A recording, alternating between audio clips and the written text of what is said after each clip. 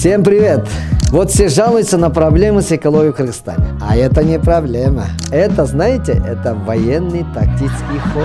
Это защита от внешних врагов. Нас теперь ни со спутника не увидеть, ни прицельный огонь не открыть. Вот пару недель назад шпионов задержали. А все почему? Потому что не могли они использовать технику слежения. Вот. Мы вообще стали очень выносливы.